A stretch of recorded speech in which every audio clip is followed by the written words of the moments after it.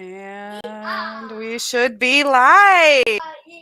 And we definitely have heathens in the background of today's live stream, but that it is what it is.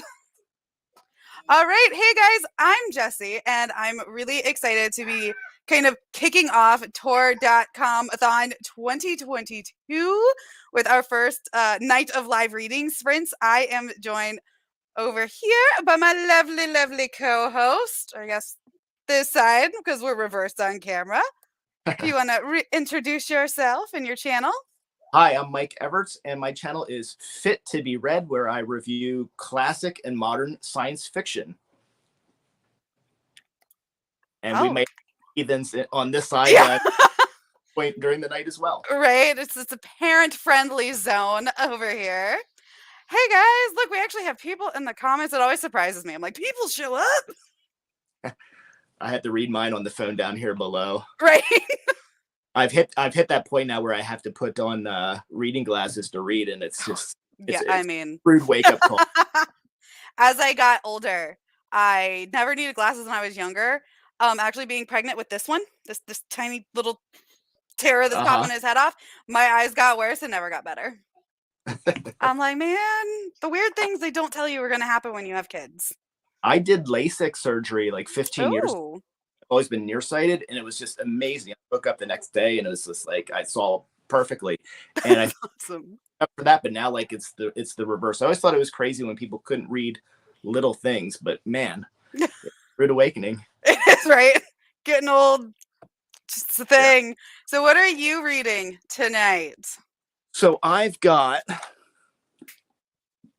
you know what this is from the without the jacket? It looks familiar, but I don't. Oh, Gideon the Ninth. I've been meaning to read that. So I almost read exclusively science fiction. Yeah. Before I had my channel, I read mostly science fiction. Now it's exclusively because I got to like be putting out things that I've read. I mean, I've read hundreds of science fiction books, and I love science fiction. So like, I want to go back through all these things that I love so I can review them and promote those books and put them out there. One booktuber who I watch a lot is the Booktube Goddess. I don't know if you know. Oh. She is a drag queen booktuber, and I follow her live. She had suggested, because I was looking at a little more fantasy, because most of the booktubers I watch, like you, are fantasy, which is great because that's where I get my exposure to other genres, is really by watching your great channel and her great channel. And she recommended this one because it was going to be science fiction, but also sort of a blend with fantasy. Which and I'm about 100 pages in, and I'm enjoying it. Right away though, there's skeletons in it, and then I'm like, oh, okay, I'm not into the idea. That's okay. I'm enjoying the book, and I really like the characters so far. So I'm enjoying that. How about you? What are you reading? I am starting Over the Woodward Wall, which is the little novella that goes with Middle Game. Okay. And I actually just finished Middle Game. I loved it. I think that one's more on the sci-fi side. Okay. It's a good, it's a good blend, I think, of like sci-fi and fantasy, because it has like alchemists, and it's very like scientific based for the magic, if that makes sense. Like, he's like producing twins to embody different like math and reading, and it's so weird. Yeah. Well, but it's so good.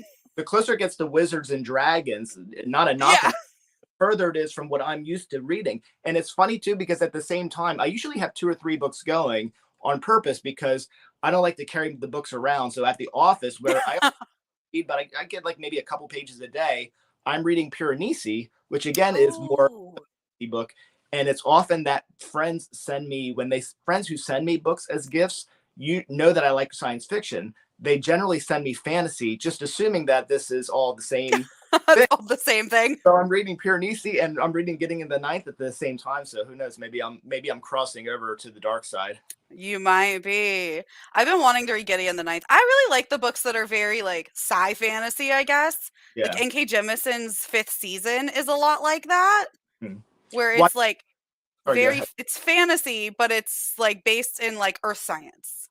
Yeah, one of my favorite science fiction authors, who I'm sure we'll talk about tonight, is Nnedi Okorafor, and I think I've read pretty much everything that she's written except her newest one, which is Noor. But our group buddy read is the Mm-hmm.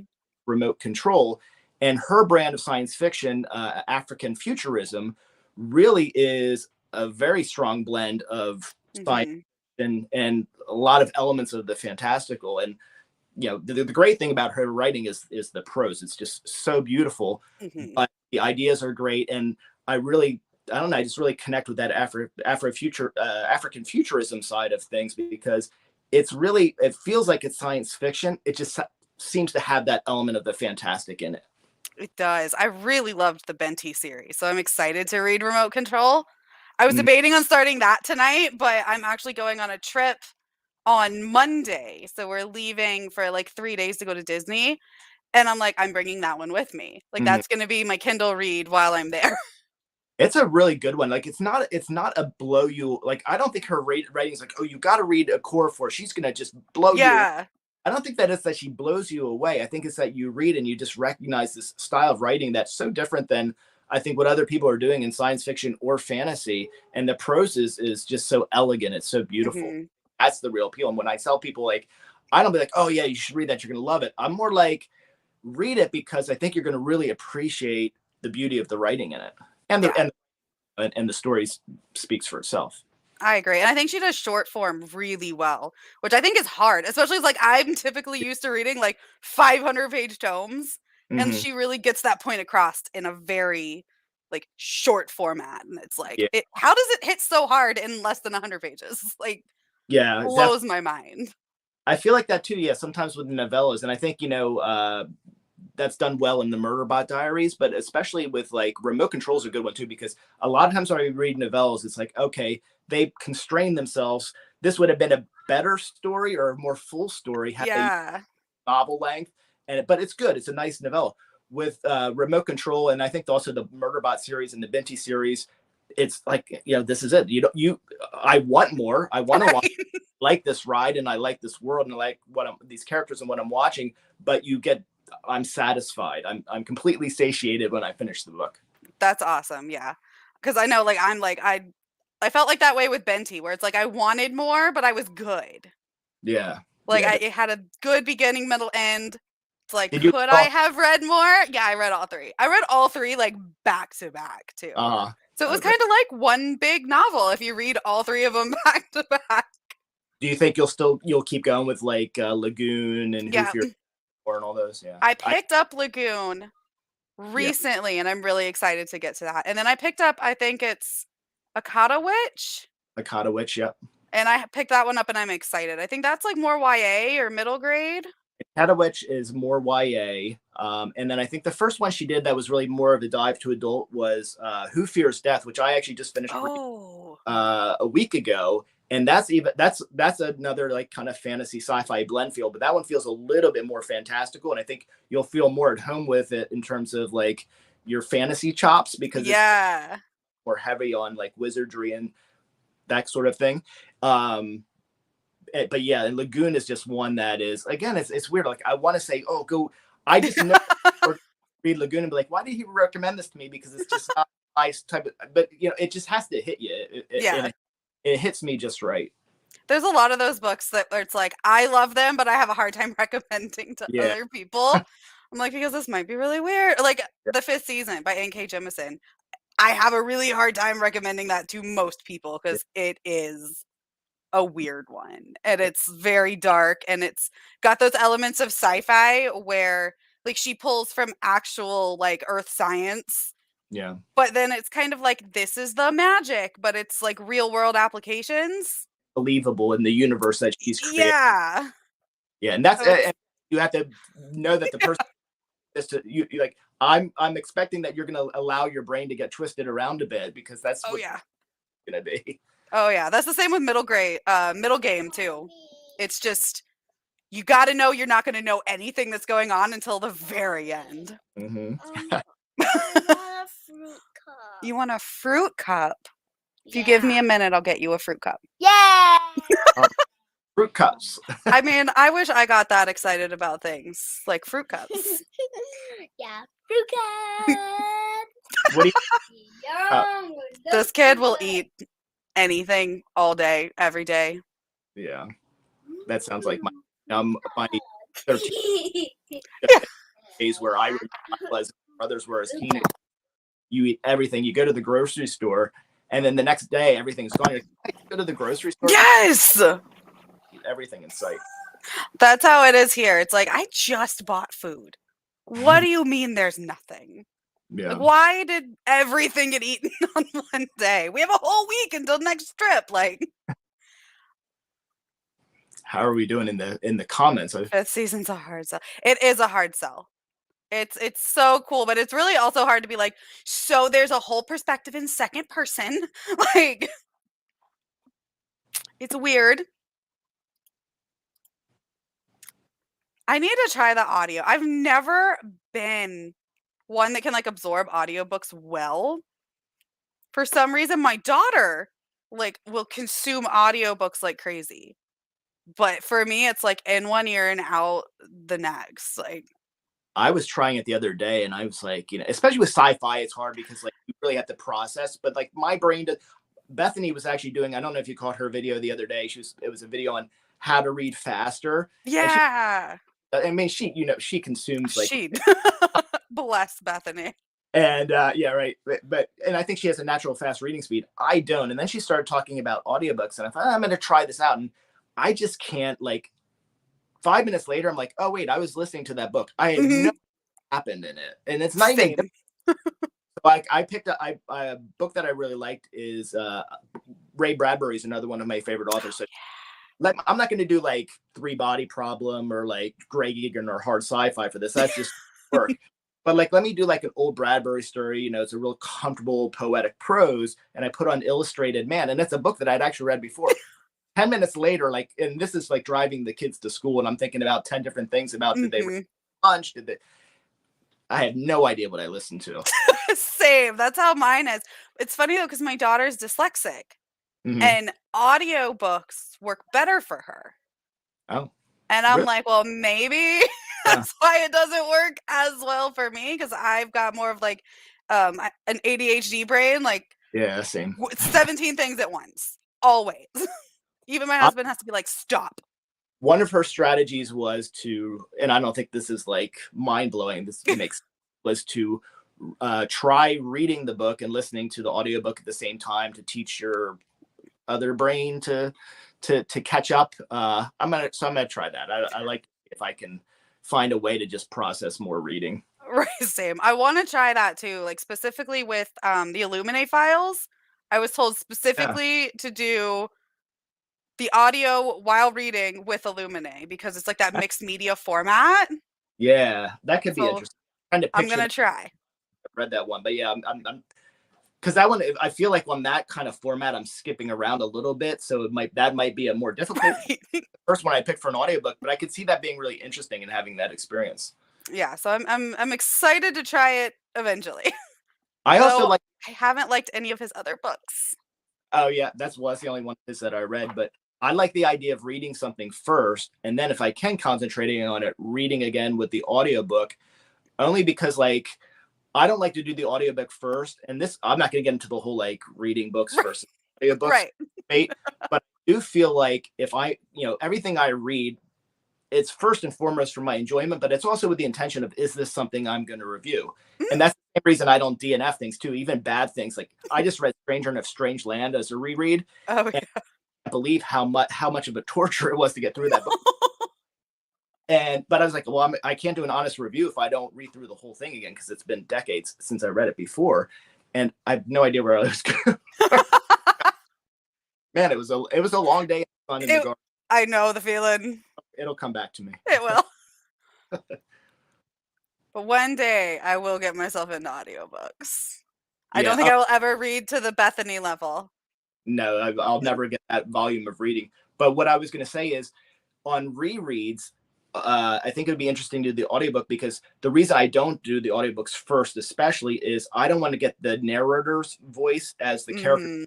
I want to have that character's voice in my head already.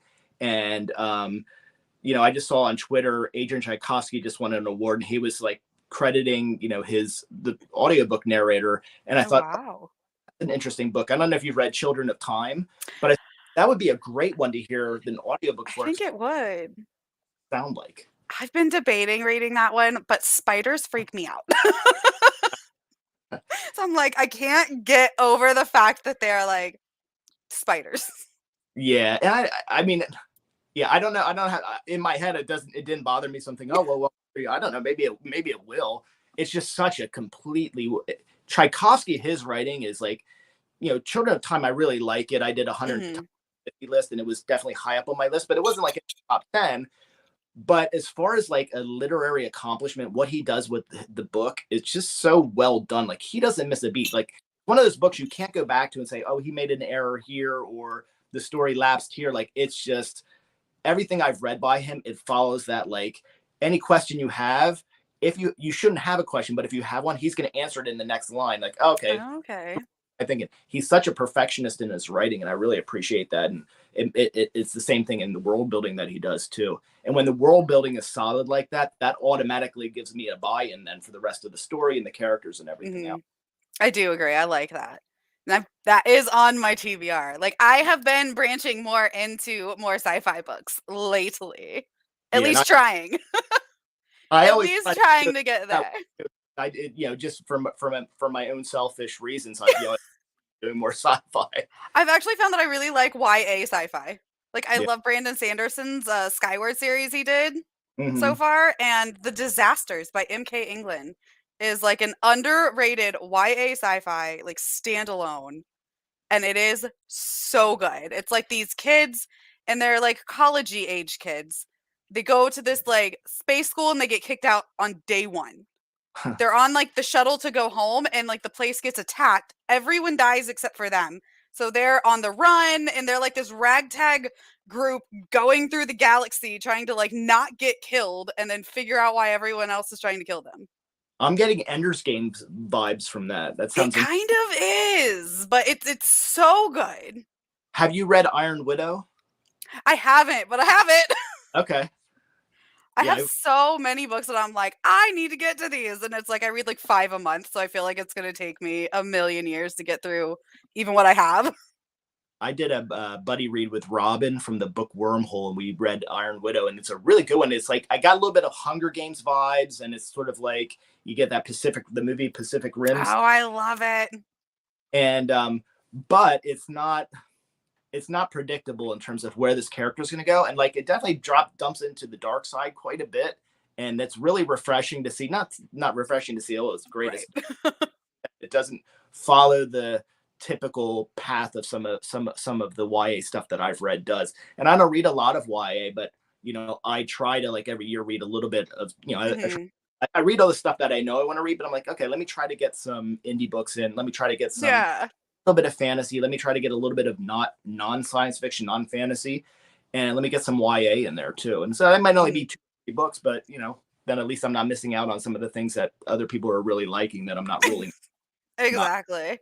I've been trying to expand. Like I read a bunch of middle grade last month, and I was like pleasantly surprised. I liked pretty much all of them. But like since my daughter is getting to that age where like that's where she's getting, like I kind of want to read them first so like we can read them together, or I can like give them to her. Like I'm trying to avoid pushing like my favorites on my son too soon, because like favorites, and I'm like, they were my favorites when I read them when I was like 16, 17, or 18, and he's like, and I'm like, okay, let me not push those yet. And he just like, it's hard. My daughter, she'll read, we'll sit and we'll do reading group together, all that, but my son, like, he really does not like to read. So I finally just kind of gave in and like am sort of promoting this idea that he's reading a lot of manga and stuff like that, which reading. But the book that he really loved, speaking of YA, was Ready Player One. Oh, I love Ready Player One. I liked it. Like, I almost feel like I have to apologize for liking it, because I think I love it. Reasons, but like it's so much fun. He's read that. This is a kid who doesn't read adult, he resists reading any chance you give him to resist it. He's read that book like 4 times. He's watched the movie twice. He's listened to the audiobook twice. Like, hey, just if you're going to keep reading that, go ahead. Right. Like, My husband's not a reader, and he liked that one. Yeah. And the movie. So like we've watched the movie multiple times together. He'll read the book and I'm like, are you okay? Like you picked up a book? I even enjoyed, and like I completely agree with the critics on this one. I even enjoyed Ready Player 2. Like it was entertaining. It had a lot of faults. Yeah. And, if you go on YouTube and you search like for reviews of Ready Player 2, you're gonna see everybody's thumbnail is like, and like you have to have that like face on, and like everybody's thumbnail does that. It's like, okay. But if you liked Ready Player 1 and you're like, I want more of this, fits the bill in that regard. Okay, so I haven't read the second one yet, but like I've been hesitant because like all the reviews are terrible. Yeah. But then I'm like, okay, so I read a literal booktube darling that everybody in fantasy loves, and it's ACOTAR. Yeah. And I'm like, what? I don't. What's wrong with me not liking this? I get it. ACOTAR by Clara and the Sun. I think people really love that book. Yeah. It was a disappointment for me. But I think if you read Ready Player 2, you're going to probably agree with those people that panned it, but I think you'll also still enjoy it if you enjoyed the first book. And that's okay. Those two things can coexist. Oh, I agree. Like there's so many books that I've read that I'm like, I arguably like this, but it's also arguably terrible. So sometimes you just got those books where you're like, arguably this is bad. I don't know why I liked it, but I liked it so much. What sci-fi do you have on your TBR? So I do have the Murderbot Diaries, the first one. I'm so excited. And then I actually do have Gideon the Ninth on mine that I just pulled out and put on my cart the other day. Nice. So I've got those two. And then I had Middle Game, which is kind of like one of those middle of the road, like it's all science based, but it's like a little fantastical. What's the one that you were just talking about with the Disasters? The Disasters. Okay, I might check that out. MK England. It is so good, and it has got like trans characters, and like our main character is like a bi male, which we literally never see. Bi male main characters, and I was like here for it, like because he's like, I like this dude, and I like this chick. Yeah, it's okay. Like it was just, and it wasn't like a big like thing. And I loved it. It was just, I'm like, why does this not get more love on BookTube? It is what everyone says they want. Speaking of not reading it. Speaking of not love, I'm looking at this comment from Jessica Moss. Ready Player 1 was awesome, but Ready Player 2 was trash. Movie was beautiful. The movie was beautiful. I love the movies. I can't disagree with you, Jessica, but I love the movie. I think we watched it like 6 times. Yeah, every time we sit down for a movie, that's what my son's like, should we watch Ready Player 1? Like, yes. Wait, Dune has a video game? Oh, wow. Yeah, no, I didn't know that. I did not know that. 10 times, and I do not. And I only just saw the new movie a couple weeks ago. Actually, I read it 11 times. Oh, so I will be the odd man out. I DNF'd the book, but I loved the new movie. I mean, obviously, arguably, the original movie was like terrible, but like just the perfect level of cheesy and campy that you just kind of have to like it. But the new movie was so good, and I'm like, why didn't I like this book? I just could not get in, I guess, to the writing or something. I just couldn't get into the book. I get that too. It's so funny too, because I do see, like, I'm in a lot of like Facebook groups for different books because I love. Yeah. I watch YouTube and stuff like that, and like Dune fandom is one of like the most like vocal and like belligerent. Don't say anything bad about the movie or about the book, or you're gonna get. But I look at it like I've read that book 11 times. I love it. It's probably one of my top 10 still books that I've read. Obviously, I've read that many times, but there are books that I've read not as many times that I actually love more, like Foundation and Ender's Game. But I get too when people say like I didn't like it. I can see that, and there's people that I know the reading styles that I wouldn't even recommend doing. I'm not gonna be like, oh, it's a great written, you must watch. Right. You get 200 pages. The first time I read it when I was younger, I was 200 pages in, and I always thought like, oh, I'm not going to read this. I'm glad that I did, because then it kind of picked up for me. But I think part of it too is if you read it now, and there's a lot of books that I loved when I read them, and if you read them now, some of it's cliche, like, and it's not fair. Like, if he wrote Dune, a lot of those cliches weren't there. Like, he was started the cliche. Arthur C. Childhood's End, which was amazing at the time. Now, like, it doesn't even stand up to things that have done similar things and then sort of expanded on it and have done it right. And it has to start somewhere. But if you can look it through the lens of this was the original thing to do this, and then I have the nostalgia of the experience of when I've read it, and I think that's why I love it so much. Yeah. I think for the first time now, I can completely honestly acknowledge that I think if I read Dune for the first time today, I might not have it in the same tier of greatness of some of the other things that I've read that are modern.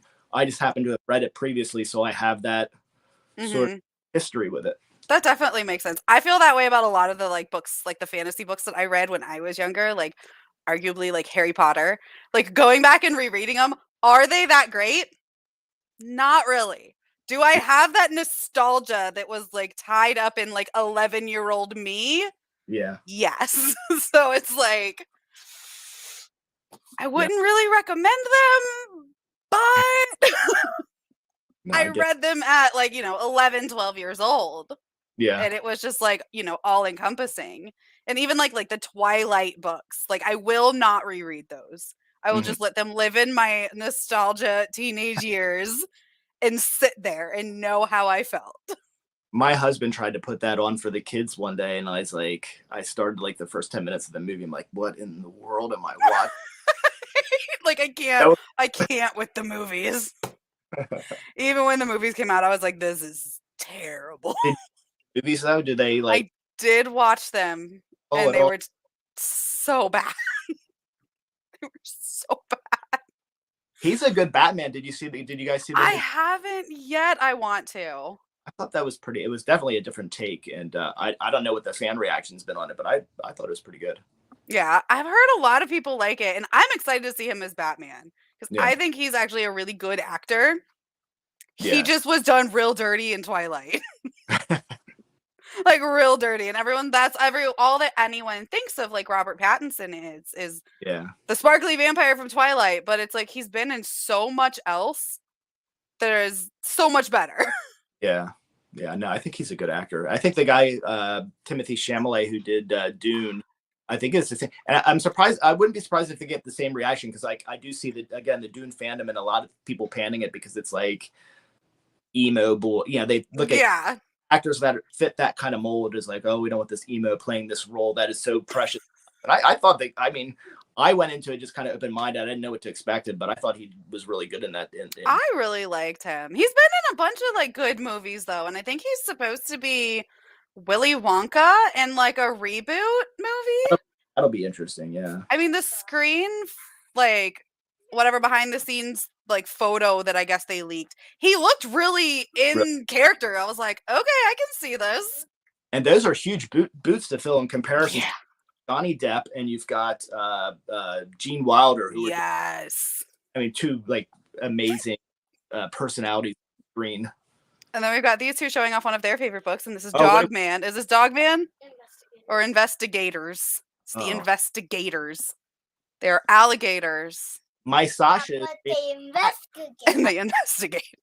With the shirts, they press them. Does Cat Kid show up in there? We do like the Cat Kid. Oh yeah, see, we've got investigators because they are gators. Nice. I thought I had a real win on thrift books, and I got some good deals on like the Catman books. And two of them, and my son had read those ones previously too, and I was surprised that she kind of got into some of his.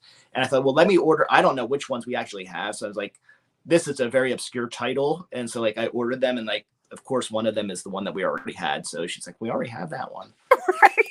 Just say thank you, Daddy, and then read. Right. Those are like my kids' favorites. Is the graphic novels, any of the Dogman. I'm like, okay, I'll buy them all. If you will read them, I will get them at this point. Anything that gets you to read. If you'll read them. But with the Dogman's ones too, it's funny because like they really think like they're going to show that they've discovered something that they're going to show me, and they're like, oh, look at this part, and it's like some like kid joke, and I'm like, oh, it's funny, and it's eye roll. Right. Every time, this is so funny, and I'm like, okay. Anything for them to read though. Right. Just reading I got him. Don't call anybody on me here, but I did get him Chainsaw Man 3 and Chainsaw Man. I do not think are age appropriate, but probably not. It's Abby, I'm jealous right now of all of that statement. I would also not be standing or have a liver if I've had that many drinks. Be there. Like, I would not be standing or have a liver. I'm such a lightweight anymore. Oh my God. Yeah, that's true too. I was thinking about that the other day because I don't know what happened. Somebody was talking about the clubs or something like that. And I thought, I hadn't been to the clubs in a while. And in a while, I haven't been to years. I'm not allowed to do that anymore. Right. Like, I don't think I've been to a club since, it's been a while. I wonder if that culture is going to come back though too, because I was saying that to my husband and he's like, oh no, this is what I say. I said, oh my God, can you believe like these kids are going to go through this phase where like they're going to go through club phase where they go out to clubs. And he said, do you think we're going to have clubs then? And I hadn't thought about that, but like, are there even do they even have clubs? I don't know. All the ones in our town have pretty much shut down. Yeah, same here. Even before COVID, they shut down. Yeah. Yeah, it was already going in that direction. But I feel like, a few years, that sort of, hey, it's going to be like kind of vintage and cool to like start clubs up again or something. Yeah. Always make friends with the serving staff. Oh, there you go. That's the stress. It all went downhill. As a former bartender, I support this. Mom. So did we want to actually sprint? I'm liking the conversation. Do we want to actually do a sprint? I'd be a fan of like, well, I'll defer to you, but I love like 20-minute sprints. Like I know more typical, but I like those kind of more digestible 20-minute sprints. I agree. Where it's like you just like, let's do it. And then I'll grab a fruit cup for the fruit cup. Your fruit cup? Yeah. All right. So we're gonna go to Abby. I'm not sprinting. You can do shots. Oh, can I, before we start, I mark this page. Can I read something real quick, Jess? Yes. I just want to share this from remote control. So this is early on in the book. This is where like I talk about like, this is a really good book, but I'm not gonna say, hey, this book's gonna blow your mind. But this is where like I talk about like Okorafor just resonates with me. And I think this is a chapter that even when I go back to and read it, I just get chills because of how great the writing is. And so I just want to share it with the audience. So like if somebody hears that the same kind of chills from this sort of descriptive writing, then maybe it will motivate it. Time always slowed for her during these kinds of moments. The misty white smoke plumed from the gun's muzzle. Then the bullet, this one golden, short and dented, it flew out of the gun's muzzle, followed by a larger plume of white smoke. The bullet rotated counterclockwise as it traveled toward her. She watched this as the heat bloomed from her like a round mushroom. In times like this, it was near involuntary. From somewhere deep within her soul, a primal part of her gave permission to her unearthly power. That part of her had been on the earth, walking the soils of the lands now known as Ghana for millennia. Like, I just get shivers when I read that. I love that. I'm so excited to get to the book. I mean, she's just talking about a bullet coming out of the gun, but like, the rotation. She's so descriptive, but like in a way that's not too like annoyingly descriptive and not pretentious. It's just like, for all that atmosphere of Ghana and that's the other thing with her writing too. Like, how many books do you read that there's, maybe you do, right? But how many books do people generally read where like it's set in Africa and like Ghana or Nigeria or the Sudan, where a lot of her stories take place? Yeah, it's not even like with a lot of the fantasy books I read. There's not as many. Yeah. And I really love her settings. They're always so good. Even when they're in space. Even in space. Even in space. All right. So I think we are going to sprint until for 20. If I disappear from the screen, I'm just going to go check on the kids probably too. I'm going to grab a fruit cup. So yes, can we leave these guys all alone in the chat? I think. All right. They might be able to handle it. We're counting on you guys. We are counting on you to not be crazy. I don't know if I trust Abby right now. Abby's had a All right. I will return.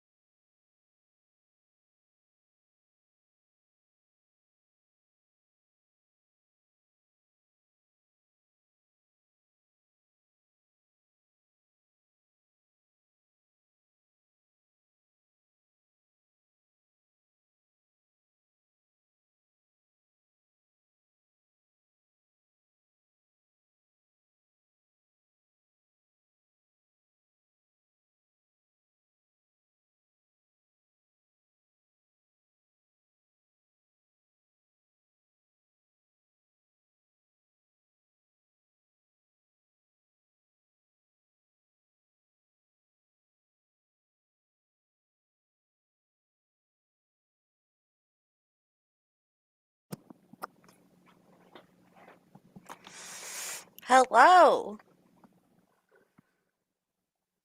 Puppy.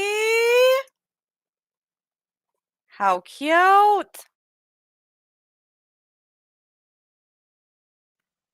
Oh my gosh, how cute.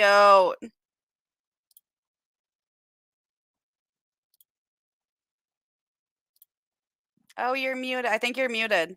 I cannot hear you. Oh, there we go. Sorry. Oh, there we go. This is Maxie. Oh. He just has to be up on the chair. He's so cute. Yeah, I can't pick mine up. This dog has been through it. He's got to be like 4 or 5 now. So Sasha is 8. So he met her when she was like 3 or 4. And like I would catch her, like she didn't know any better, like picking him up by his neck. So he's been through it, but he's such a good dog. He doesn't hold it against her. No, that's good. Yeah, mine's a little large. She's like 70 pounds. Oh, okay. So lifting her would not be. Mm-hmm. But she's like 13. So she is the oldest of my children. Okay. She has been through it with them climbing on her and like just everything. This one's already passed out. Oh, mine's back behind me, just snoring away. Oh. So, how was your reading? Good. So we had quite a bit. This was all skeletons for these like last pages. It was good. It's good. It's one of these things where I'm about. Let's see, I am 160 pages in. Oh, nice. And it's still like I don't know what not like it's not hard to understand, but it's just like I don't know what is their goal, what are they trying to do. But it's interesting. I'm there for the ride. It's one of those you just go with it. When you read to something that's well written, like I can stick with it the whole way through, and you get to, okay, nothing happened, but it was well written. Right. Okay with that.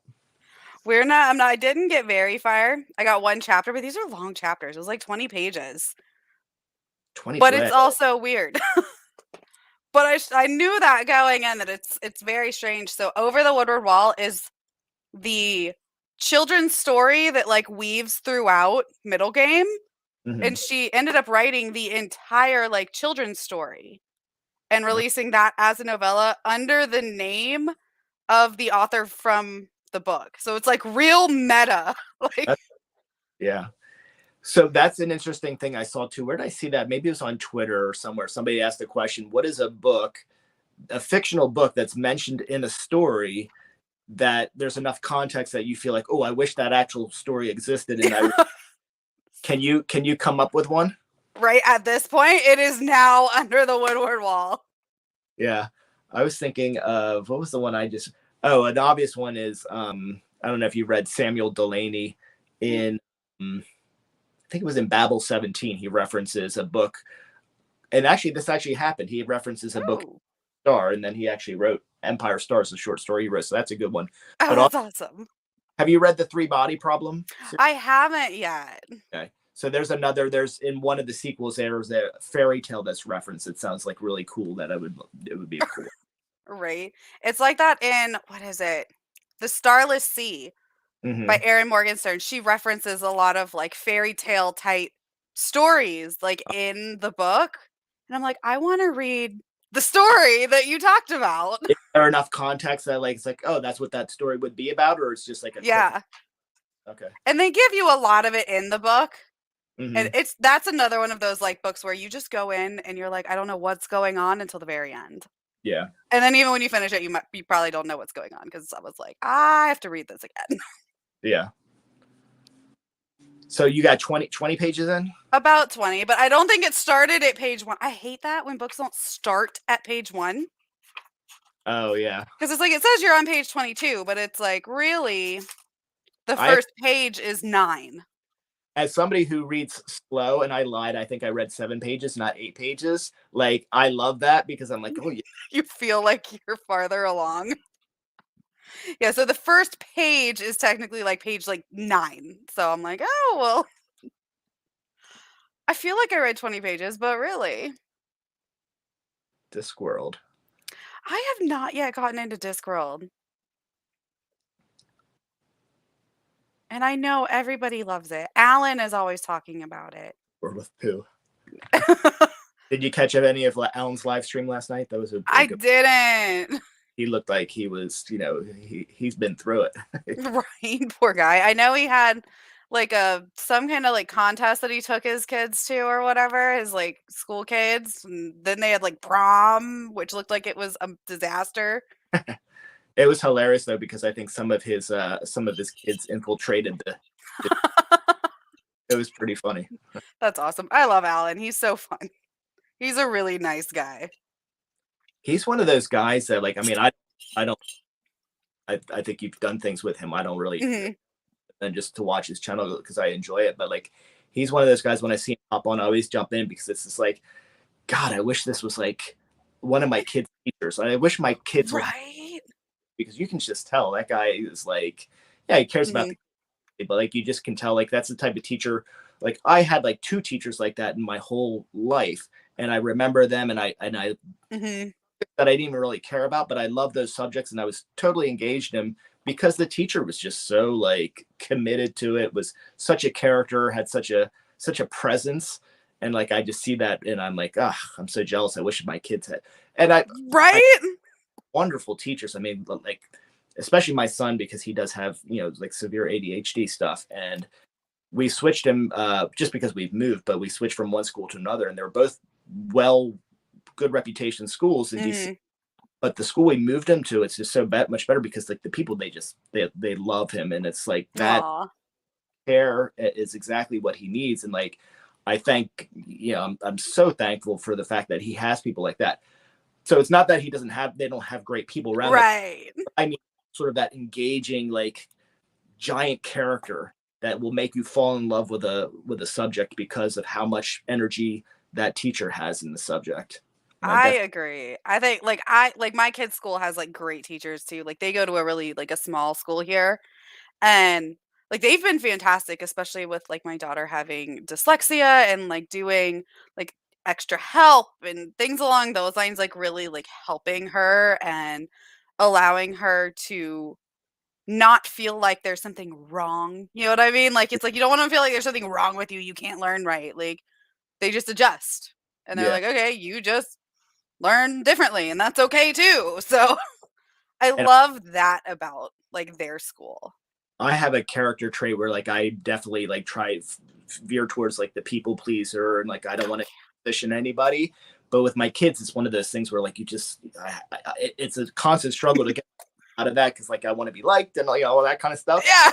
But like it's amazing like that I can ask for the things that I ask for, and I'm like, how do they have time to do all this? Because we do I don't know if you do an IEP, we do an IEP, and like whenever we have the IEP meeting, it's like 6 people, it's like counts all the time. Like, how are you doing this with my kid and also running a school and taking care of other kids? All the other kids, yeah. So then like I'm like, could you please make sure that his homework home as paper and not something that's going to be on a screen?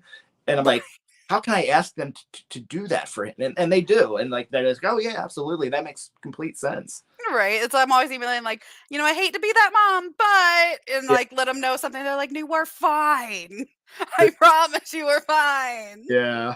Oh my God. No, but like the screens are just like, to me, like with the screens, it's, that's like all like in a bar and saying, you can't drink. And I'm like, that's what it is. Like, it was hard enough doing the screens with the homeschool stuff, and we had with the pandemic, we had to do that. But like now that they're back, I'm like, why are we still doing so much screens?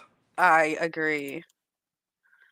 So an IEP is like, how do you explain it? I think it stands for individualized education plan. Yeah.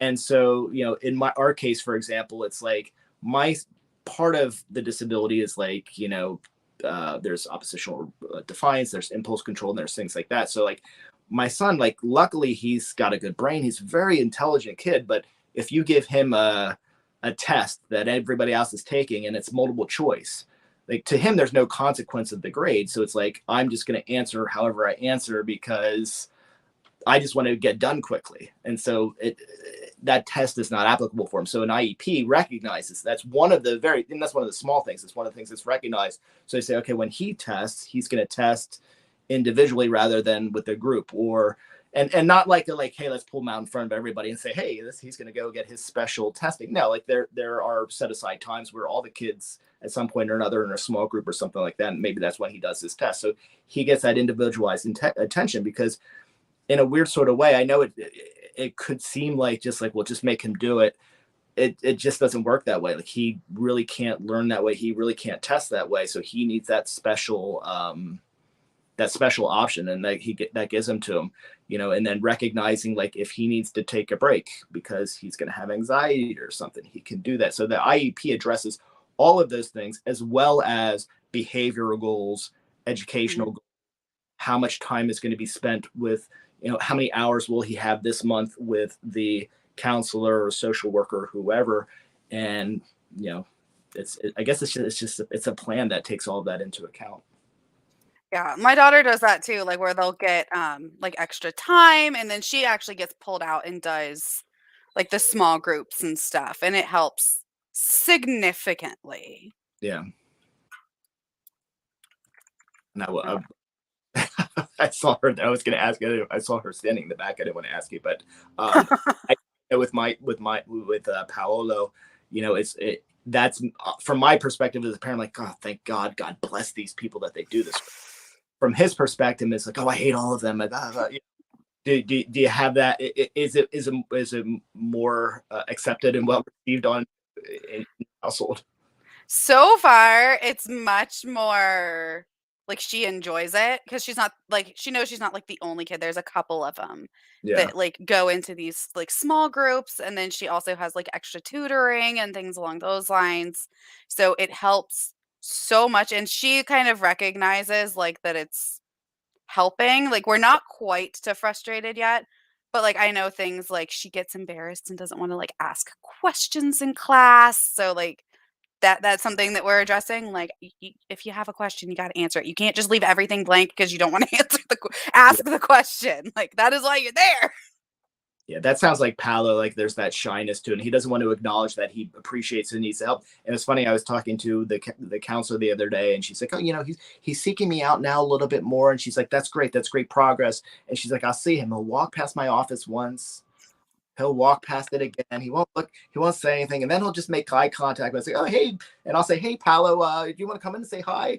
And then he'll like come in, and he's just, he's dying to go in there, but he doesn't want to acknowledge that, like, he's wanting that help and he's wanting that attention. So I think it's cute, but it's also, it's great to have people that have that awareness to recognize that that's even in the context of like the whole school and everything else that's going on and all the other kids you have to take care of, to have that personal attention and just recognize that kid needs you right now. Mm-hmm. Oh, Evie. Hi, Evie. Hi. I'm reading Over the Woodward Wall. And I am reading Gideon the Ninth. What are you reading, Evie? What are you? You always have something good going. I also need to know, Evie, have you read Middle Game? And there is a question, like an important reason that I'm asking you this. Have you read Middle Game, Evie?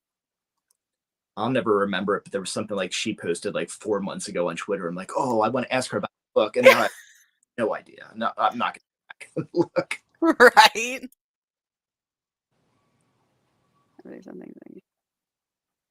Mm-hmm. Definitely. Like, our school system here is definitely not perfect. Definitely. But it's gotten better. I feel like since I was a kid, it's gotten better.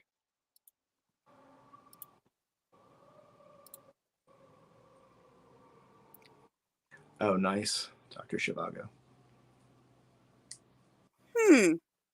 Seraph of the Swanee. What is that?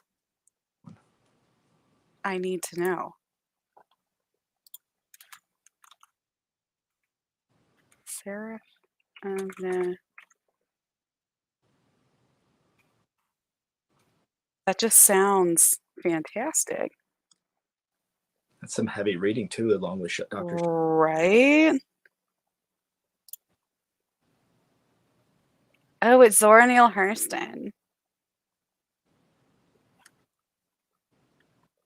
Okay, it's about Florida crackers. I knew when I saw Swanee that it had to be related in some way to the Swanee River. Which, fun fact, my dad is from Swanee County. It is Frankenstein-esque. It is super based on Frankenstein, and I think you would love it. Like, it is. I was reading it, and I was like, Evie loves Frankenstein. She would love this. So, there's my recommendation for you. All right, maybe I'll give that a shot, too, as I enjoyed Frankenstein. It's like Frankenstein meets The Wizard of Oz. Yeah. And then they talk about Frankenstein and The Wizard of Oz like they exist in universe. It's very meta. I love it.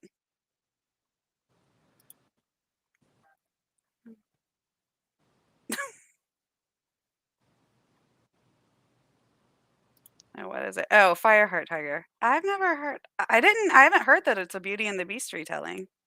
Yeah, that sounds less exciting than Frankenstein retelling. Yeah. I just read ACOTAR, which is apparently a Beauty and the Beast retelling.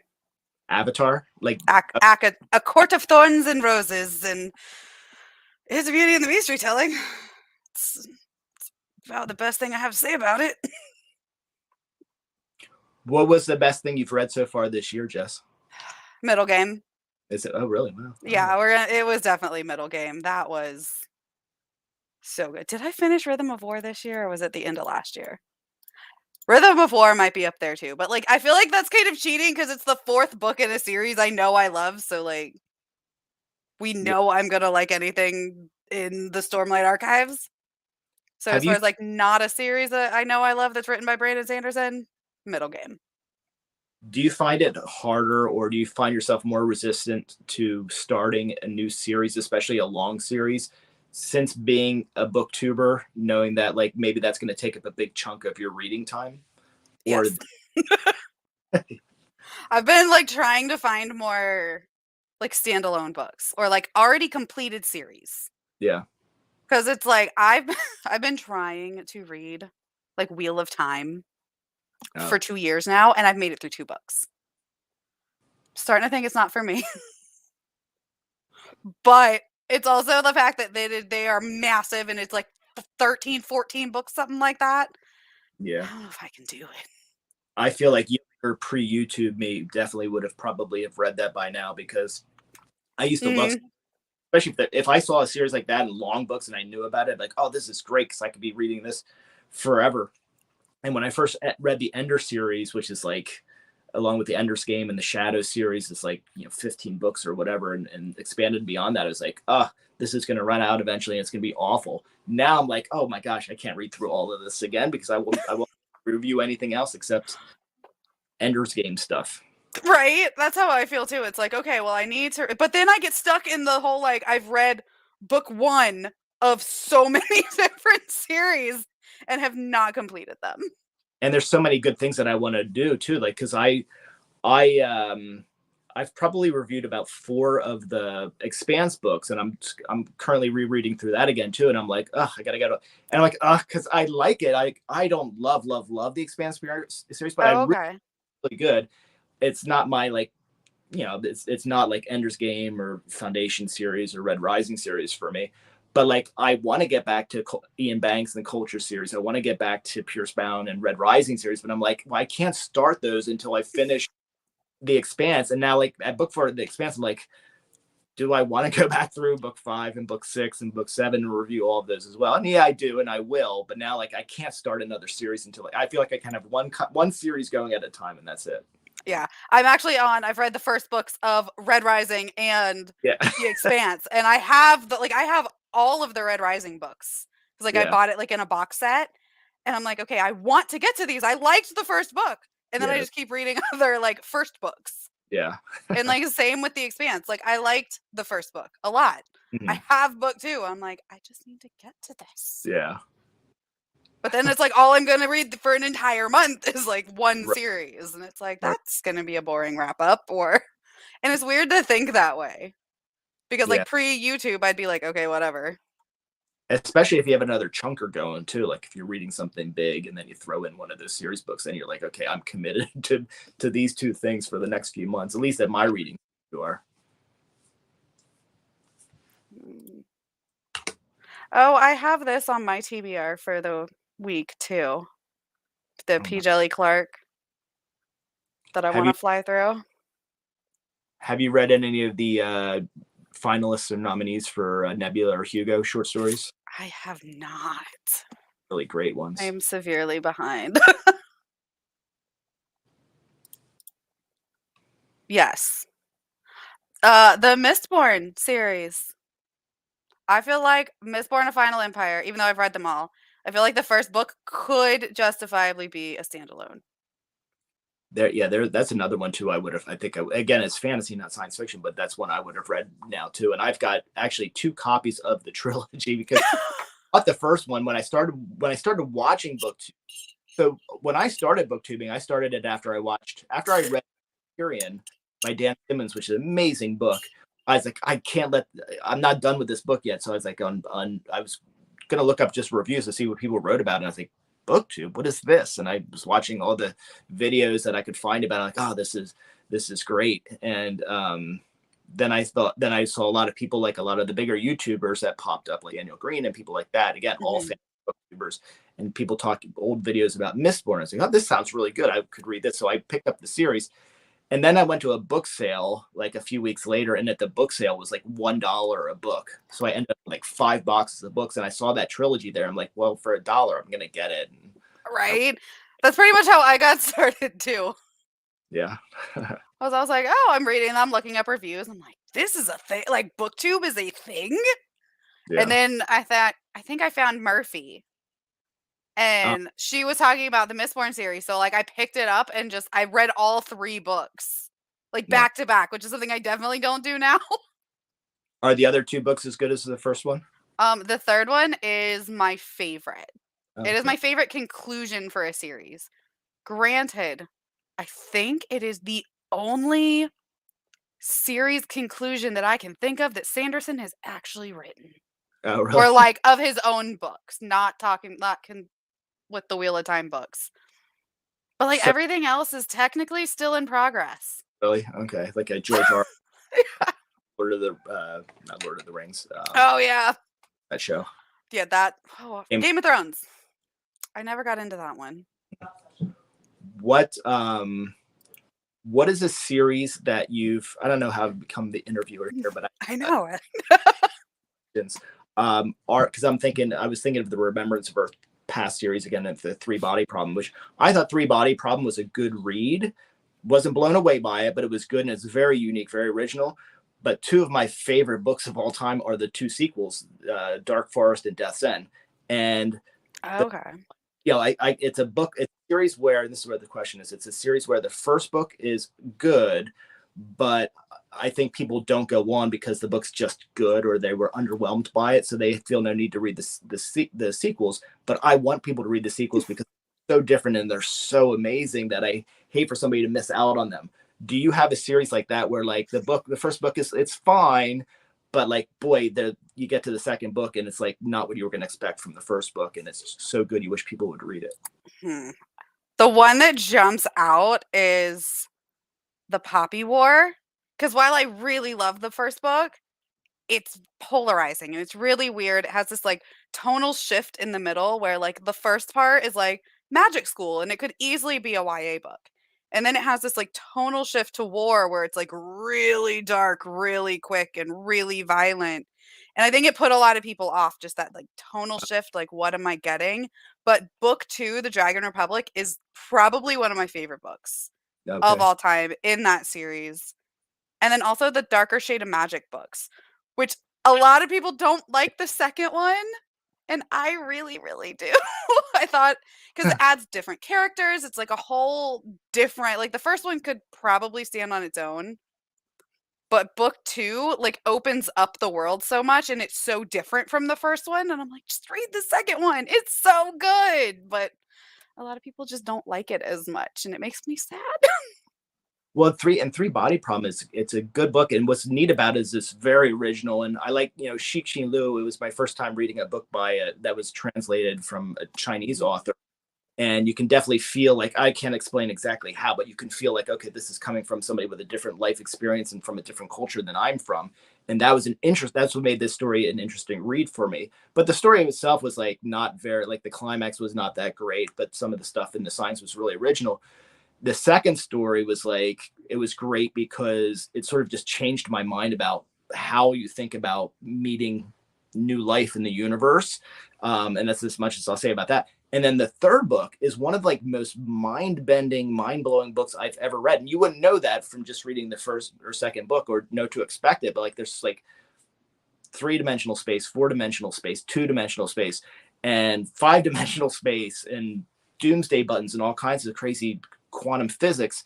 And you would never expect that from it. But it's like one of those experiences, like I hope people who love science fiction and like that kind of stuff don't miss out on that experience, because it's such an experience to have. But I could see missing out on it because you were underwhelmed by the first thing.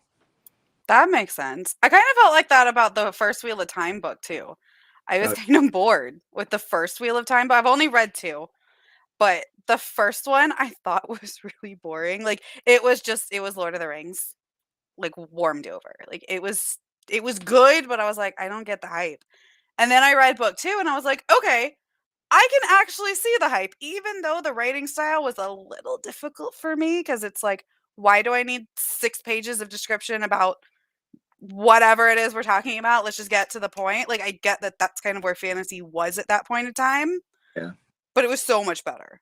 Worlds better than the first book that was very Lord of the Rings. Yeah, that sounds like one too, because again, having watched a lot of fantasy booktube channels, I've obviously seen a lot of stuff on Wheel of Time, and it definitely sounds like one where like book 1, book 2, book 3, book 4, book 5, like different experiences, like dramatically different experiences. Basically, like I love this one, like, oh, I didn't like this one at all. That's a series that seems like I've heard that a lot on. That is one of the series by her that I have not read, and that is the reason for it.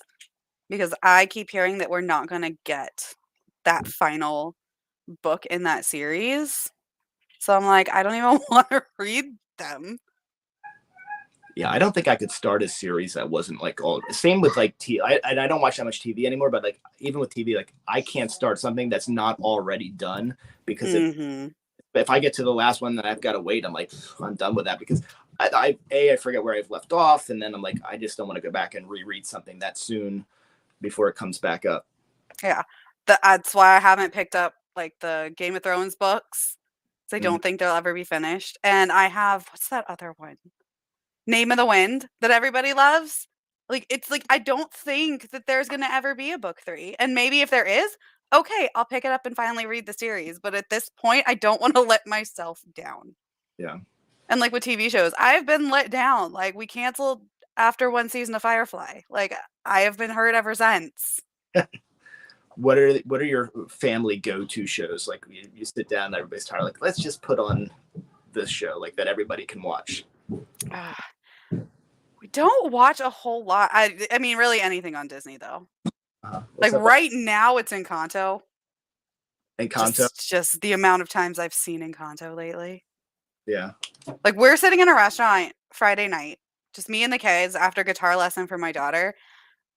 And I kid you not, We Don't Talk About Bruno comes on at the restaurant, and my kids like burst into song, and I'm like, "Oh, Sasha, this is what we're doing. This is what we're doing." We have a full-on Encanto in this one in this household. I know somehow I know that song. If it comes on, I can sing along to it, and I'm like, that's pretty surprising for me. No, yeah.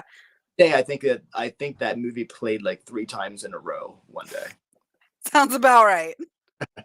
That's the thing with kids, is they will watch things over and over and over again. Yeah. At least mine will. Yeah. No, and I was like that as a kid too. I don't remember, like I don't remember before 7th grade. Like my memory's not that good, but like I do remember like being in like junior high school, and I'd come home on a day that was rainy or something, and I'd watch like those old, well, they weren't old then, but the Police Academy movies, and like I could watch like the same one like 3 or 4 days in a row until I got tired of it. Now, like to watch the same thing over again is like torture. Like why would I? That's like 2 hours of my life that I can't get back. I agree. There's very few movies that I rewatch and shows. My husband and I rewatched the Matrix movies recently. All 3 of them back to back. Did you see one too that just came out? Yes. What did you think about that? Okay, so unpopular opinion, I loved it. Okay. I enjoyed it. I thought it was fun. It's another one where like I find all the criticisms of it are completely warranted, but like it's the nostalgia of it. Like I love seeing it. Those two, Carrie-Anne Moss and Keanu Reeves together, though, like their chemistry is so good. Like it didn't matter. The movie could have been horrible. I don't even know, but like their chemistry is so good together. That's what I said. The movie could be bad. It's awful. I don't care. I don't disagree with all the critics. I just loved it. Yeah. And I will love anything Keanu Reeves is in. Like, I'd be like, Jeff who, husband who, bye. Like, Keanu Reeves, we're there. Hear that. Right? And he's like, you know what? I can't argue with it. Yeah. I loved her. See? It's arguably not the best, but that and the John Wick movies. Yeah. Also with Keanu.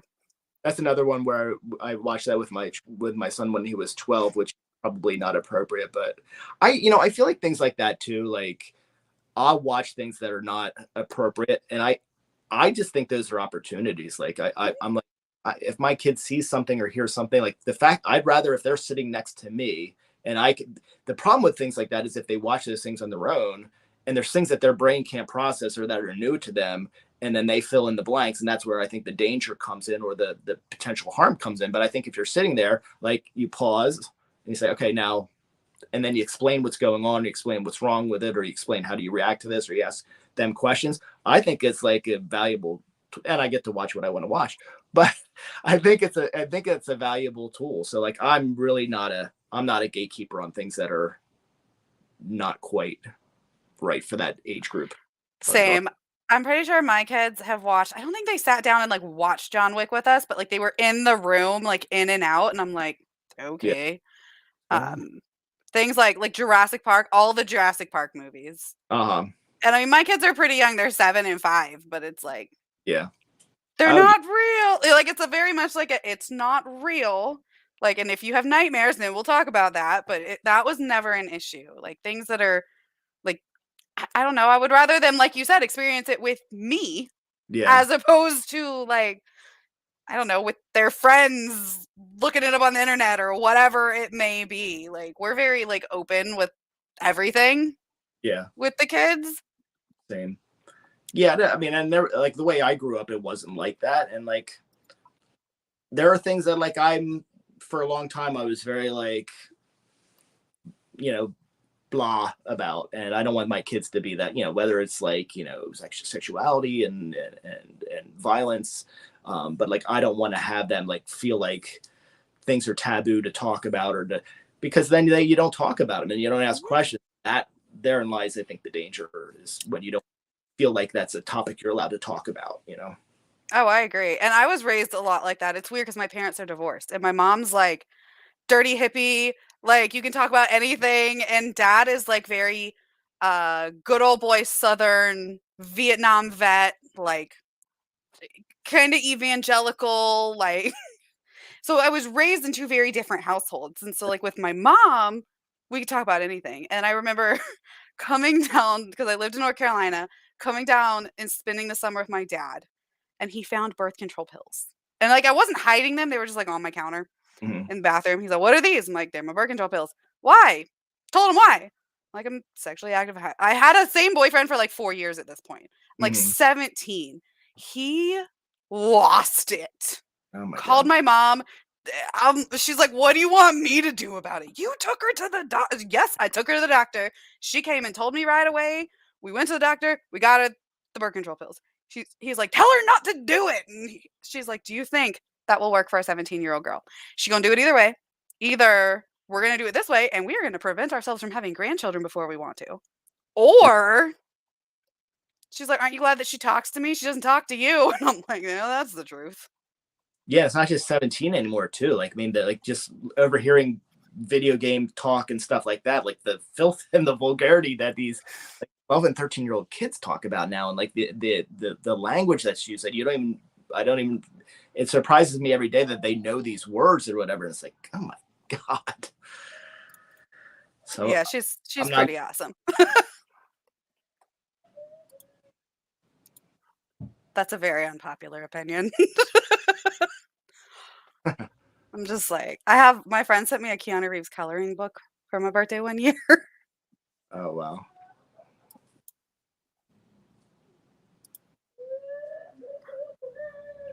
All 3 top tier movies. Yeah, I haven't watched The Librarian, but the first, I loved Labyrinth when I was a kid, and The Princess Bride, yeah, of course, classic. Right. The Librarian, I was really disappointed that they canceled the show. There was a TV show, and it was very entertaining. I hear people.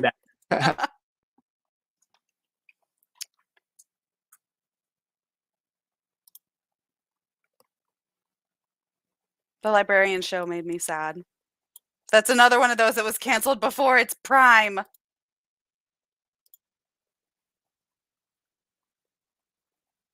That's a good movie, though.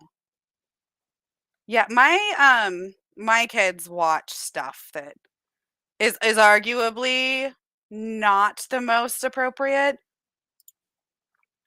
The Labyrinth is also arguably not the most appropriate child movie. And when you rewatch it as an adult and you're like, "Ooh, that's uncomfortable." And then as kids, we were just like digging this old goblin man that took this teenage girl away to another world. And I will continue to love that old goblin man because David Bowie is an icon.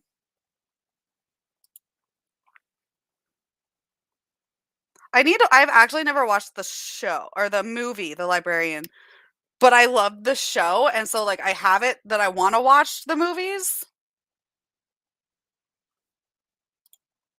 So I haven't watched that one yet. Yeah. He's old enough to be my dad, and okay, I'm down. It is creepier watching it. So, we were talking about this at work the other day. The red fuzzy things that, like, remove their body parts. Like, everyone looked at me like I was crazy at work talking about this. They, like, would, like, juggle their heads, and they had, like, a whole musical number. Terrified me as an adult, like, as a child. Like, why?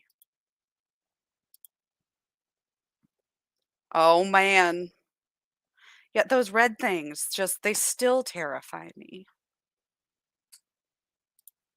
The show was so good. Exactly. I want them to see it with me. And even movies like the Marvel movies and things like that, like, granted, my kids are young, they're 5 and 9. My kids have watched, like, all the Marvel movies, and, like, there's a lot of stuff in there that probably went over their heads, but it's like, we're just gonna sit and watch them, and it's fine. If you got some questions, I'll answer them.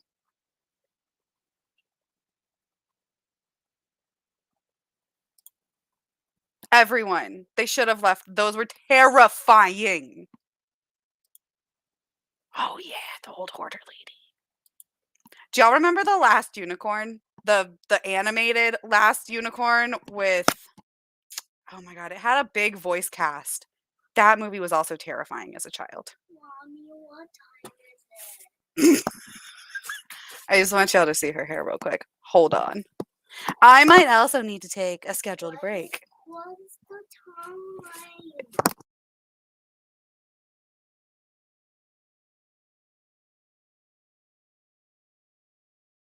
I'm going to tuck them in. I need 5.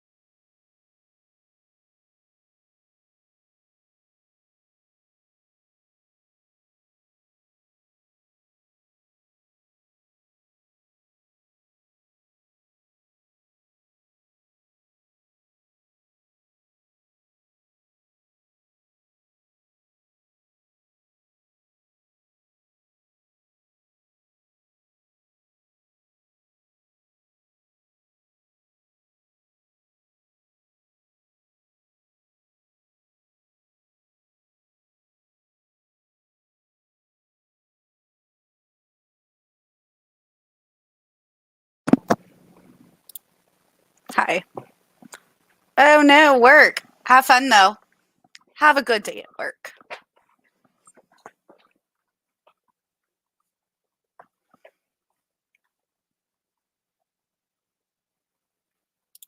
Okay, I love this. I recently read the book, and I'm gonna say I thought the movie was better. I have somewhere, I think it's in my like TV cabinet. My friend who lives in Texas went to like some convention like years and years and years ago and mailed me a personalized autographed copy of the DVD. So like Peter S. Beagle, the author of the book, like signed my DVD and they mailed it to me and wrote like something on it with my name. And I'm like, it's my precious joy. And no one else ever remembers that movie. I'm like, oh, y'all remember The Last Unicorn? They're like, no. I'm like, Mia Farrow, and it's got, oh, who does Christopher Lee does the one voice of the king. Terrifying. That bull is terrifying. The Neverending Story still traumatizes me. Artex should. That scene traumatized me as a child. Yes. Yeah. The audience for those late 80s, early 90s movies, like children? I don't understand how these are children's movies. Love them though. Go wild. I mean, I'm always down for a party. We'll see how long mine stay in bed though, because they're usually quite up and down. But that's what they were like. Is it bedtime? Yeah, it's an hour and a half past your bedtime. I let you stay up late. I'm down for a party. What are we partying? So I'm just gonna talk until Mike gets back. I filmed a bunch of videos today, and I still have it stuck in my head that I did this like weird ranty video about A Court of Thorns and Roses. And I feel like it's gonna make people mad when I post it because it's like, you're a fantasy channel. You're supposed to like, I don't. I'll probably still read the rest of it, but I had some feelings.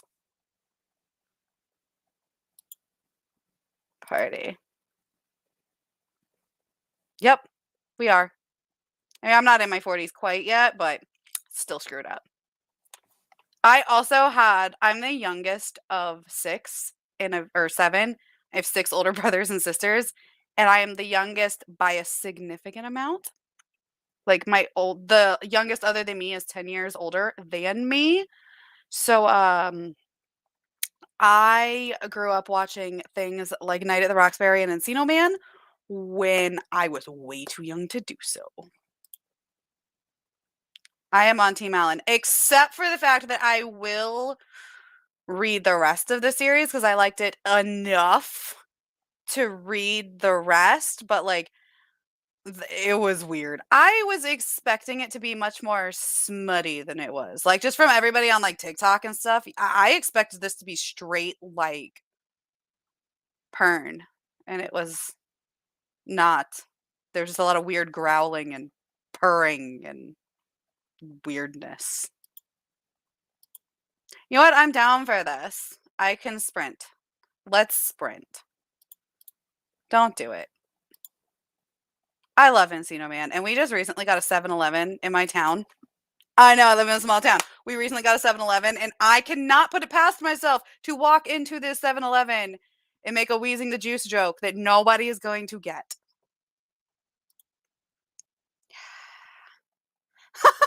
Yeah, there's a lot. Biosphere, was that it? Another Pauly Shore? Really anything with Pauly Shore too. I watched as a kid. We'll forgive Alan. Alan's fine. He didn't like some of my favorites either.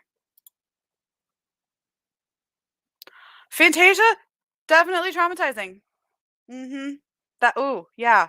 I can't watch that anymore. All right, so I think we're gonna sprint until Michael gets back. That is, look, I'm gonna put up a banner and everything. No. Sprint until Mike is back.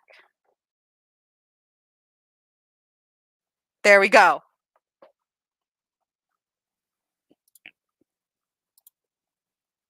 Okay, we are sprinting. We're gonna get at least another chapter of Over the Woodward Wall.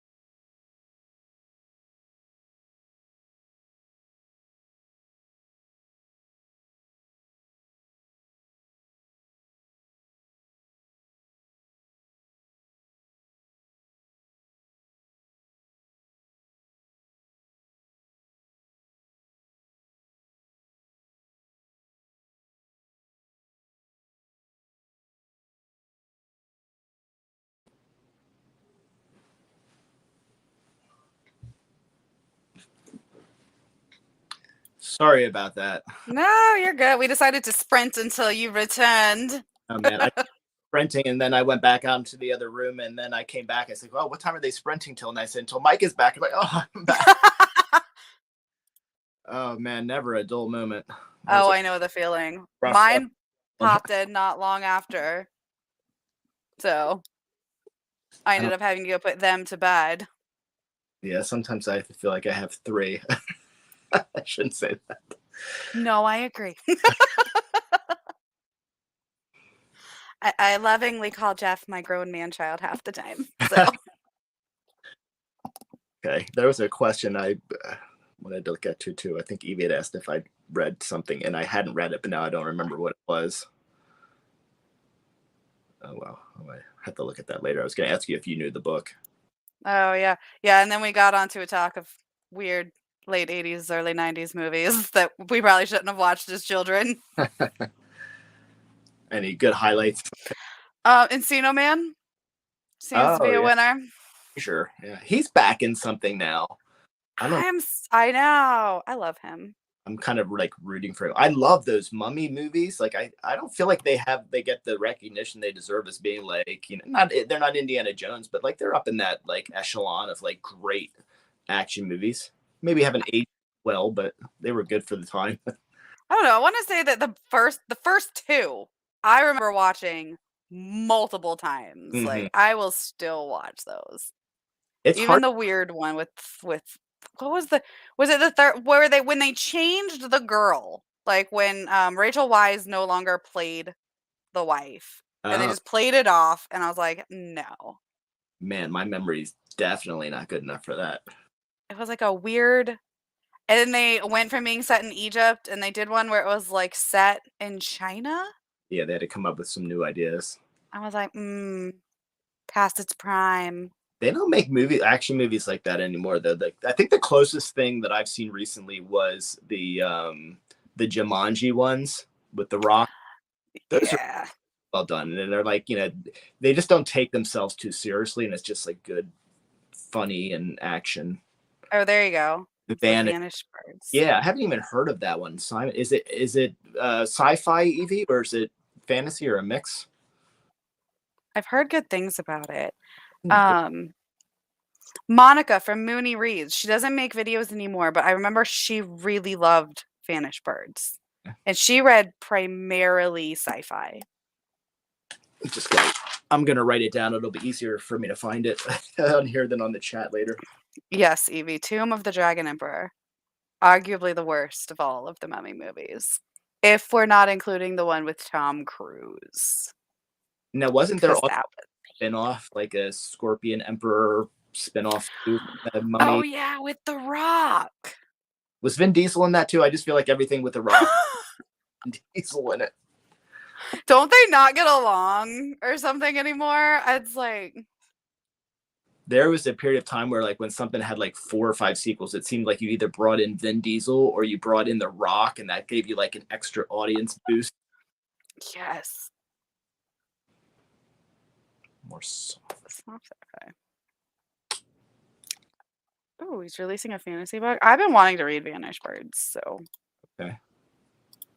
Adding that to the list. Do some sauce. I've got Gravity's Rainbow by Thomas Pynchon on my coming soon to be read list, and then also some more Greg Egan, both like really hard stuff. So like soft sci-fi might be just what the doctor ordered after those.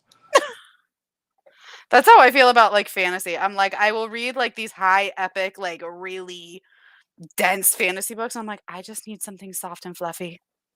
Like I need a brain break from thinking about all these things. Definitely. That's, I think, how Iron Widow was for me. That was a good, like, because, I've been booktubing a little over a year now. And so, like, it was like I was going back through all these rereads of stuff that I love that I really wanted to review. And it was like the first, like, soft mental break from everything since I started doing that. So it was a nice diversion. It is. It is a mess. So what are y'all doing tomorrow for Easter? God, we're the worst because this week was a break and we didn't do anything. And it was like the other like my husband said, like, oh, let's take them. Oh no, I said I felt bad we hadn't done anything. We had checked in with my brother who's up in Pennsylvania, but he's not there right now. My parents are in Florida, but they're still, especially in Florida, they're COVID scared and they're still not seeing people. So like we couldn't come up with anything. I was like, oh well, why don't we go down to the bay? The Chesapeake Bay is not far, and and then there was some social anxiety around that, so we ended up not doing that. So we haven't done anything, but I've been out in the garden and like I've got my little seedlings going, and Sasha's been helping me a lot in the garden. So we're getting out and like just doing active stuff, enjoying, just kind of having the time off. So definitely staycation mode. But we were going to go to Six Flags today. We didn't do that. We went to the mall instead to walk around. We're just the worst. So I think tomorrow we're going to try to find something that's open, maybe some go-karts or something like that, just to do something fun. And then just like a simple dinner. Nice dinner. Oh, that sounds fun. How about you guys? Tomorrow we're going to see my dad. So they always do like Easter dinner, and my 3 sisters will be there. And like I'm the only one with like younger kids. Like all the others are like 17 plus. So like I brought eggs for the kids to hunt in like dad's yard, but he's actually keeping my dog for me.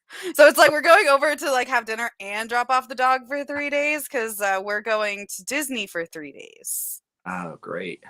And this will be our first time going like since 2019. So since like before everything with COVID. So I'm like really excited. We're doing Magic Kingdom and Animal Kingdom. Okay, great. Yeah, we did 2019 as well. And then like right after, and that was the last time I actually saw my parents. And cruise right after that. And then when we came in from the cruise, it was like that December. And it was like a week later that everybody's coming in on these cruises. And Trump was like, oh, we're not going to let the cruises come in because that's going to count against my numbers. But like, I think we were like one of the last ships that came in before like COVID actually started becoming a thing. So like, thank God we didn't get stuck on one of those ships. Right. That's terrifying. My sister went on a cruise right before everything shut down. And I remember like she's on the cruise and then they start talking about it and you're like, oh crap, are they going to let my sister come home? Like, yeah, it wasn't even on the radar yet. Yeah. Thank God. Yeah. We had gone to Legoland for my daughter's birthday. And it's like a week later, everything shut down. Have you tried Florida? Have you tried that Lego Masters show, the reality show with the kids? Yeah. That's an easy one for everybody to watch, I think. They love it. Yeah. Yeah, we have individual park reservations. So Monday we have Magic Kingdom, Tuesday we have Magic Kingdom, and then Wednesday we have Animal Kingdom.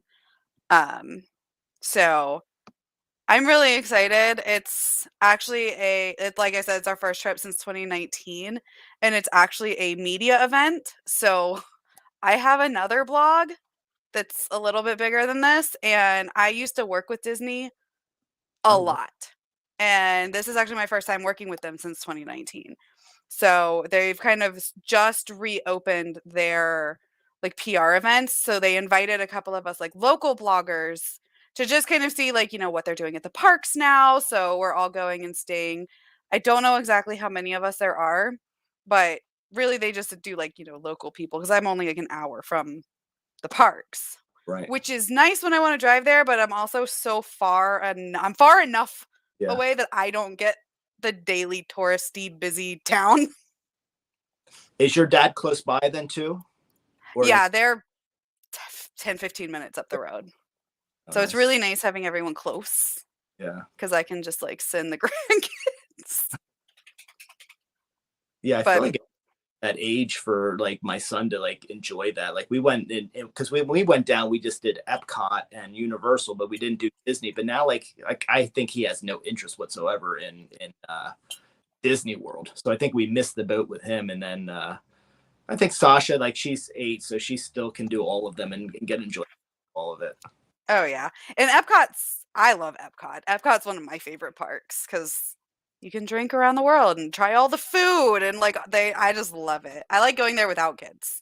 But the rides it's so funny though to go on the rides too. It's like the land that time forgot because some of them still have like some of the same animatronics when I was a kid, and it's just like this weird, like I feel like I'm in I don't know, some old Ray Bradbury amusement park story. Yeah, some of them are like, ooh, we need some updating.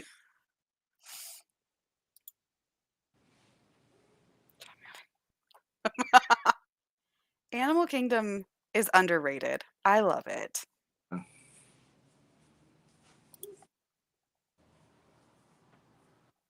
Yeah, I love it. And I'm excited to see what all they've changed since I've been there. What are being from that area, Jess? What are other parks or venues that like maybe people just don't know about? Like, you know, that they don't get the buzz that obviously a Disney World or Great Adventures gets. Legoland for sure. And it's a lot cheaper than Disney. And it's more for like the younger kids. Like Willow, even being 9, with as tall as she is kind of aging out of it. Like it's still really cool, but like she's aging out of a lot of the rides.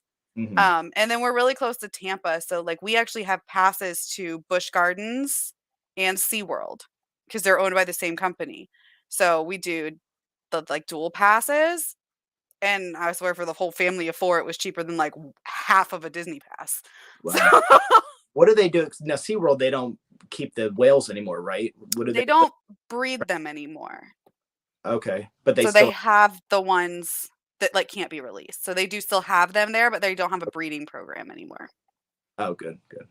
We actually went and couple weeks ago, I'm actually waiting on video to be approved, but we went a few weeks ago and did a behind the scenes like animal rescue tour, which was really, really cool. So we got to go and see a lot of the stuff that most people don't get to see, which is like we got to watch a procedure being done on a manatee that was rescued. And these were all the animals that are brought into the park that nobody sees, and then they are re-released if they can be re-released. Yeah, yeah, I would enjoy that part. Yeah, actually, as a kid, I did a week at SeaWorld. They have like camps. So I did like a summer camp there. Yeah, that's cool. At one point in my life, I wanted to be like a marine biologist. Like I got my scuba diving like I'm the certified scuba diver and everything, and went into marketing. That's so cool. Yeah, I think our last travel is actually our next travel. We used to go. So my husband's family is from El Salvador, so we would go. In summertime, they'll go down for like either the whole a month or the whole summer, and I'll go down for just a couple of weeks because I still have to run the business. And it's so great. And I think we'll go down again this year. But they had the chance last time we went down, which was before the pandemic, to actually, you know, because they're long enough, they can go to summer camps there, like gymnastics camps and things like that. And like it's just a different experience than if you go as like I'm going to go for a week to Costa Rica and just, you know, do touristy stuff. It's just such a and El Salvador still sort of gets that rap of like way back when there was like civil wars and things like that. But it's actually there's areas of the city that are very, you know, first world and fun and like interesting things to do. And then obviously like you go out to the country and it's really just beautiful country. Like so many of the other places like Costa Rica that maybe get more buzz.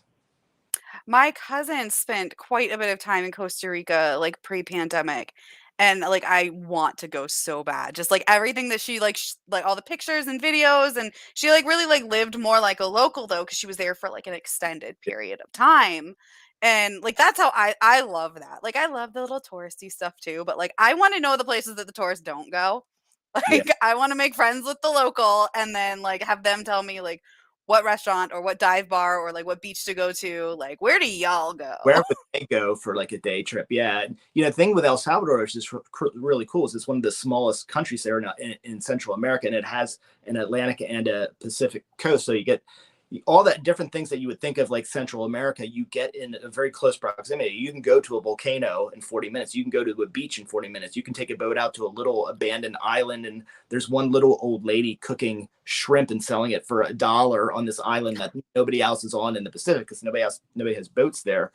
And you know, you can go to Mayan ruins, and everything's a half hour, 45 minutes, an hour away, and it's all in that space. We stayed at on a Airbnb on a lake that was in the crater of the volcano, and then you get coffee that they had just picked that morning and then was roasted, and it's just, or they pull the mangoes and the avocados off the trees for you. That's the experience, and it's just so amazing. That sounds awesome. Paradise. It definitely sounds awesome. Definitely better than like just going for like a couple days and like you're going on a cruise, or like I love a good cruise and like an all-inclusive resort, but they're different like types of vacations. And I loved the cruise we did. The cruise we did with the kids was great because it's just like I didn't have to think about anything. The vacation just came at you.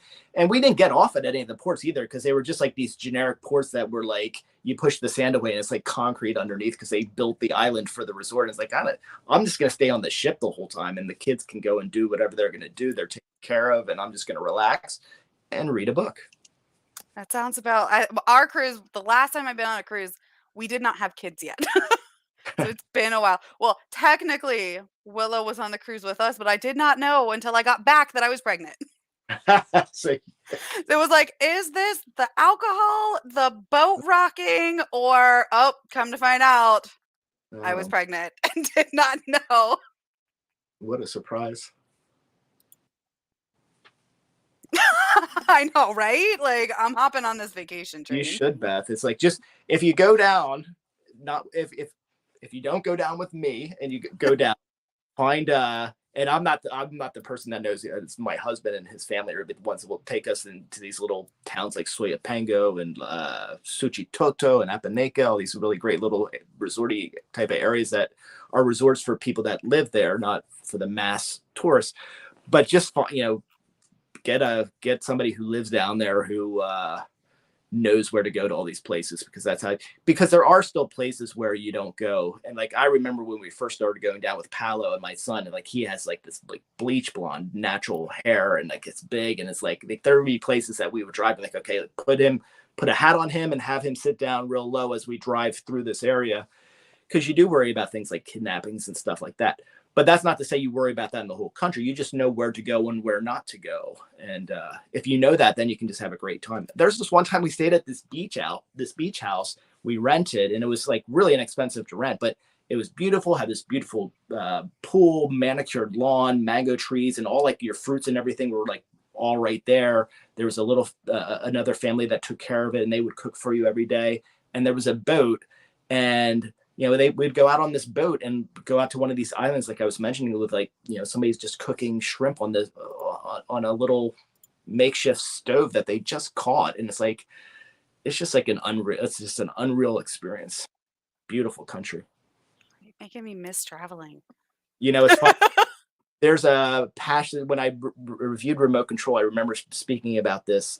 This was like last year. But there's a part where like she's Okorafor is just describing like it's just so it seems like such an insignificant thing, but she's talking about like how the clay splashed up and stained the bottom of the white wall of the house, like just little descriptions like that. And like I know that's in Ghana, but like so much of the descriptions were reminding me of El Salvador. And like you have the on the top of some of the houses are surrounded by concrete walls and brick walls and things like that. And they have like little crushed glass on the top instead of barbed wire. But just that imagery, like it's in the nuances. There's just so much beauty in that type of recognizing that description, something that might pass anybody else by, but she seems to pick up on. And just those few little things and something seemingly so insignificant like that just can tell you it was so much and bring up such a picture of a place. That's awesome. I'm really excited to get into the book.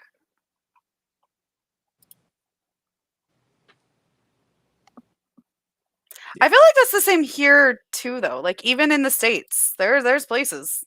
Yeah. Like even here in Florida, especially here in Florida. Like yeah. The Florida Wild. Right. What time is it? It's 10. Yeah. It's 10. I have kind of an early morning, so I'm good with it. Yeah, I sort of got the earlier. I got the how long is that thing going on? Yeah. what the sprints are. Right. But I think it might be time to call it, because I am old lady. I usually do my filmings on Saturday nights, and I was like, oh, you know what? We'll probably finish around 10, and I'll film a couple reviews. I'm not filming anything tonight. I'm like, this is enough, like in front of the phone and the camera and the lights. Right. I filmed some this morning. Yeah. While the kids were still like watching a movie and just like chilling on their own. I'm like, all right, I got a couple minutes. Yeah.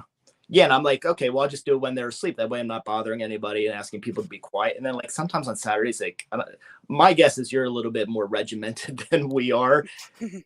In Latin culture, like there's bedtime, like a regular bedtime's not really a thing. And it's like, it could be 11 o'clock or 12 o'clock and they're still watching a movie. I'm like, oh, gotta get, but I can Sunday morning, so it's not a big deal. Yeah. I try to be regimented with bedtime, but it just doesn't work. And I'm just like, okay, then just be tired in the morning because we have to leave at this time. So it is up to you, sleep or not, sleep or be miserable, Yep. or sleep in the car. That usually is the answer. The kids sleep in the car. Yeah. I'm trying to get them to read in the car more. I'm getting mixed results on that. Normally mine will mixed results. They also, like, my car has like a DVD thing. Okay. Can I watch a movie? I'm like, really? On like a 10-minute drive to the grocery store. I'm like, no. I'm like, Paolo, get off your phone. Oh, I'm reading a book. I'm like, yeah, right. Yeah, exactly. You're reading. Oh my God.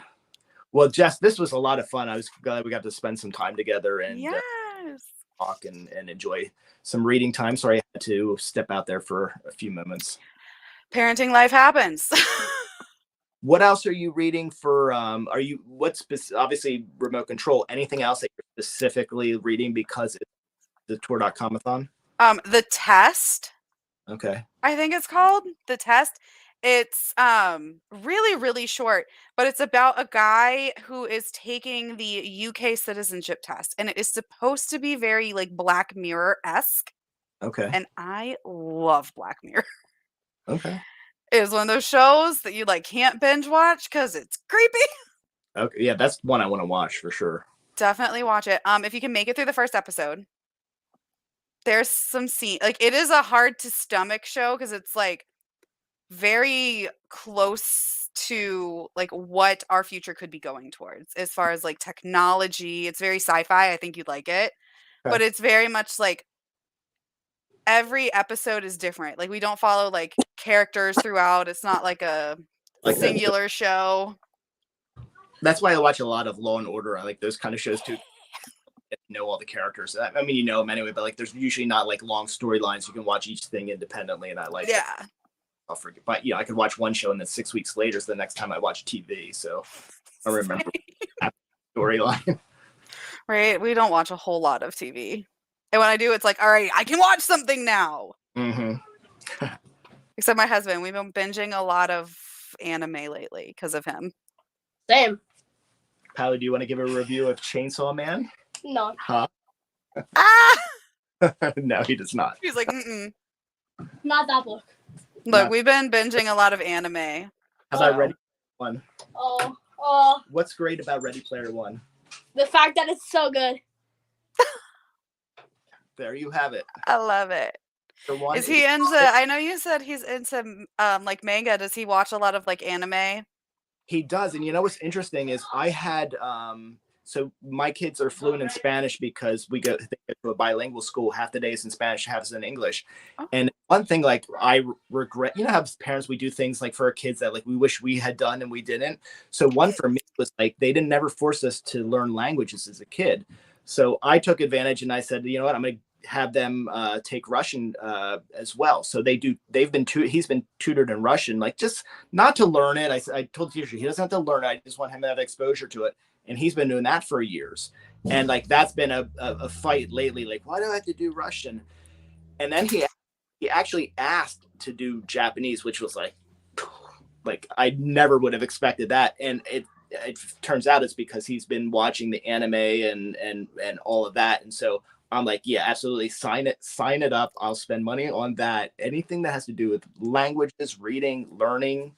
Absolutely. So he just started doing that. So I'm excited for that. That's awesome. My kids' school starts Spanish young too. Oh, yeah.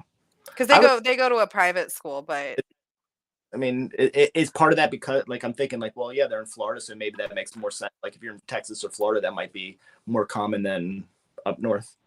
Not in the public schools here, at least. Yeah.